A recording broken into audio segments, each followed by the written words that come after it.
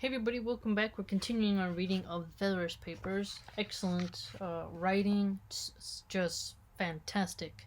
If you want to study, different governmental systems and just really exercise your brain thereof. We're on page 53.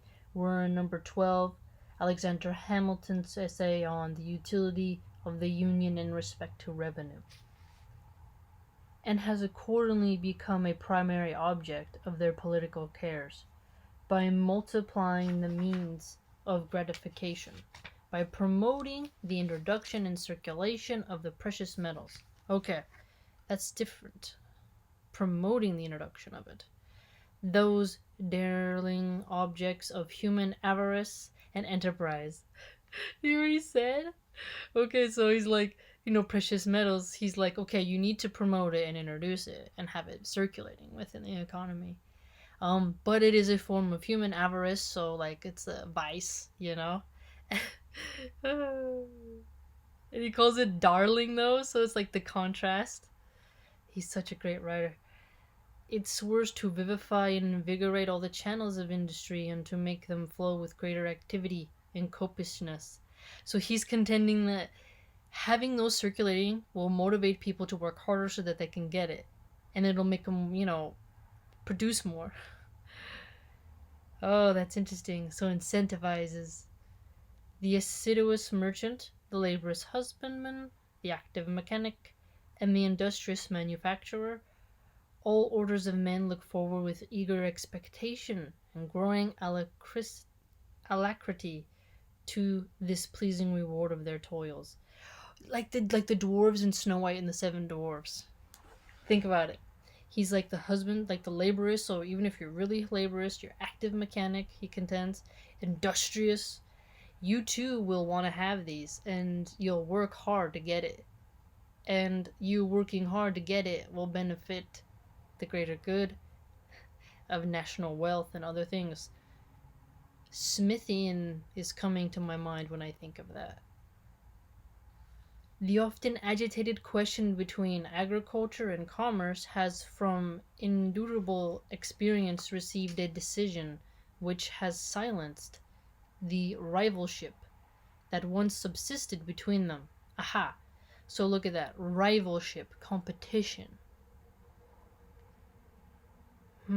And has proved to the entire satisfaction of their friends that their interests are intimately blended and interwoven. Yeah, an overlapping interest, yes. It has been found in various countries that, in proportion as commerce has flourished, land has risen in value. Yeah, because you'll have more purchasing power, essentially, right? And how could it have happened otherwise? Could that which procures a freer vent for the products of the earth, which furnishes new incitements to the cultivators of land. He says, you hear that? Furnishes new excitements to the cultivators of land, so the farmers, right? Which is the most powerful instrument in increasing the quantity of money in a state. Could that, in fine, which is the faithful handmaid of labor, of industry in every shape, fail to augment the value of that article? Wow, so he's really giving a lot of information for us to think about these darling objects of precious metals and the economy, which is the prolific parent of far the greatest part of the objects upon which they are exerted. It is astonishing that so simple a truth should ever have had an adversary, and it is one among a multitude of proofs how apt a spirit of ill informed jealousy or of too great abstraction and refinement is to lead men astray from the plainest path of reason and conviction. Hey, that's a good point.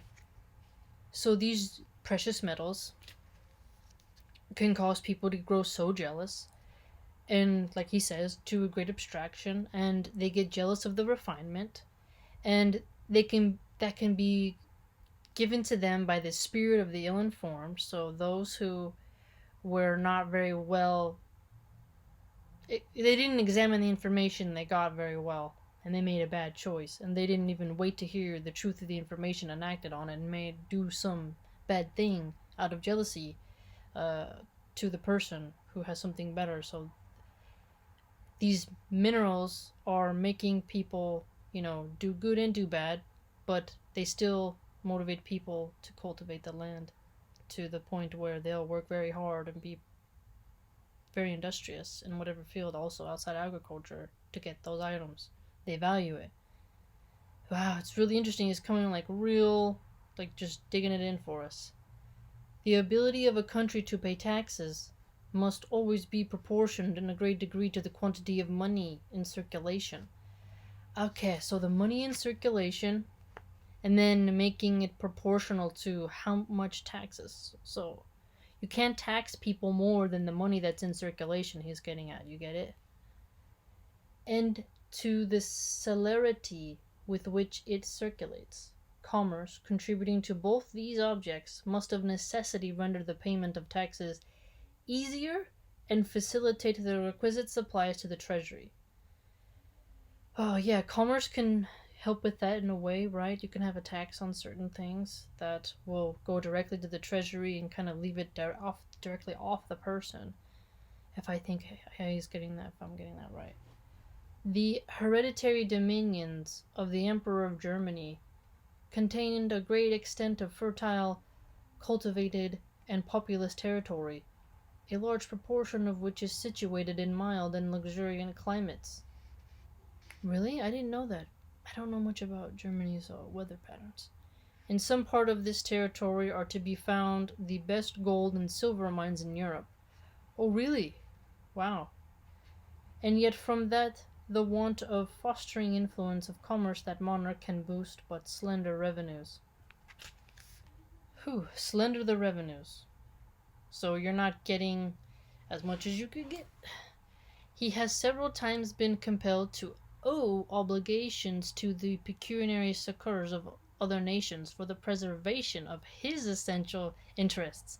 Ooh, he's getting salty here. His essential interest. You get it?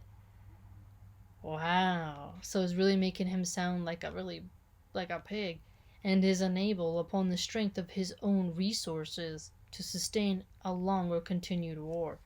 So that's like an old way of insulting each other. Like, oh, he's a king, but he cannot be sustained off the strength of his own resources. This is how these people used to insult each other. It's kind of different today on Twitter. You just like yell at somebody or say something rude like that, right?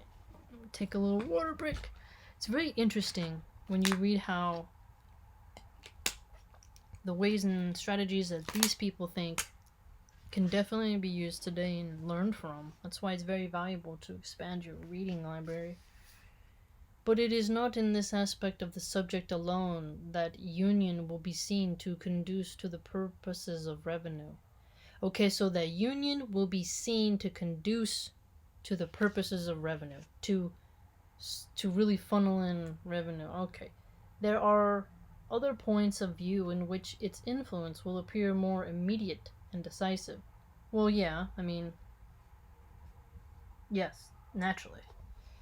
It is evident from the state of the country, from the habits of the people, from the experience we have had on the point itself, that it is impracticable to raise any very considerable sums by direct taxation. Well, but, I mean, isn't that what communists do? What do you mean? Impracticable is like it's not the favorable or really, because it's not practical, but it can be done. So, I mean, we could argue about the formulation of that wording, but still. Tax laws have in vain been multiplied, new methods to enforce the collection. Good point. So when people talk about taxation, we must always remember the ways and the methods they come to collect. Get it? That's what makes kind of communism can be scary, which it has been in the past, is because the method of their collectivization. Okay. In vain been tried. The public expectation has been uniformly disappointed, and the treasuries of the states have remained empty. people will, revolt at a certain rate of direct taxation. People will get it directly out of their paychecks to some degree, and then when you file, but there's taxes everywhere, so it's quite interesting. The popular system of administration inherent in the nature of popular government, coinciding with the real scarcity of money incident to a languid and mutilated state of trade. Mutilated state of trade. So a trade that's not really streamlined has hitherto defeated every experiment for extensive collections, and has at length taught the different legislators the folly of attempting them. Okay, so the legislators are realizing that you can try, but it really could be done in vain. Well, no person acquainted with what happens in other countries will be surprised at this circumstance. In so opulent a nation as that of Britain, where direct taxes from superior wealth must be much more tolerable. Ah, opulent nation, so the pomp. That is true. They are kind of like, they do have a lot of pomp, right? Wow, that's a good point. They get taxed a lot for the pageantry.